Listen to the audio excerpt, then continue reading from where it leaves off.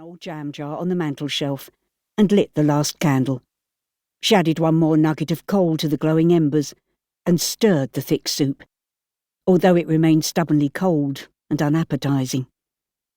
She picked up a pair of her father's socks that she'd been attempting to darn, but it was a case of repairing what had already been mended several times, and in the poor light it was almost impossible to make out the tiny stitches.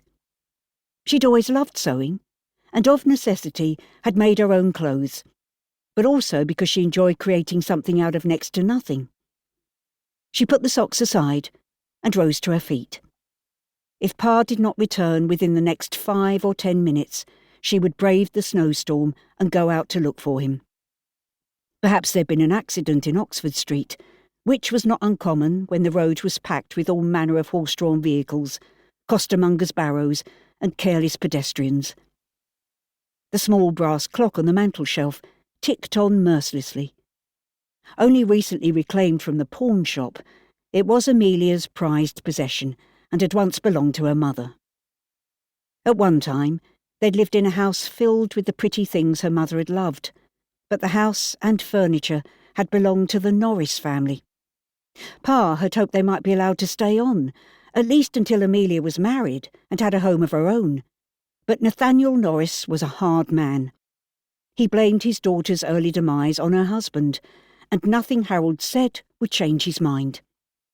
Amelia and her father had left their much-loved house, and gradually all the valuables had been pawned or had ended up in the auction rooms. Home now was a single living room and 2 small cramped bedrooms on the 3rd floor of the terraced townhouse in Longacre, not far from Covent Garden Market.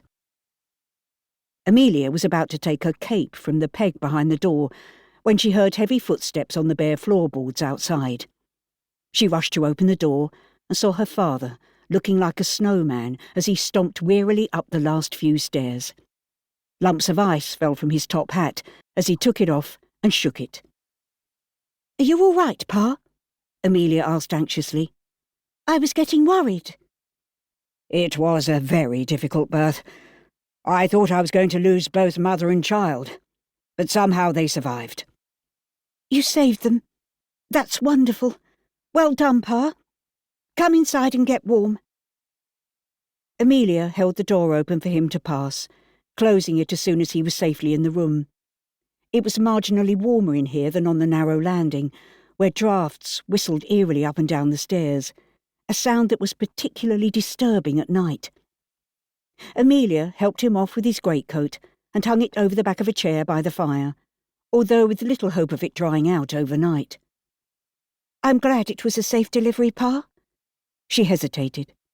Talking about money at such a time seemed harsh, and her father's face was grey with fatigue.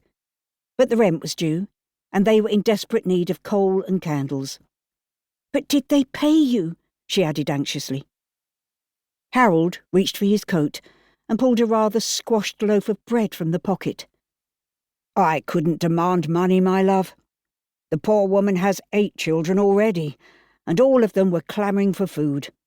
Their father works in the bakery, and he promised us free bread for a month in payment."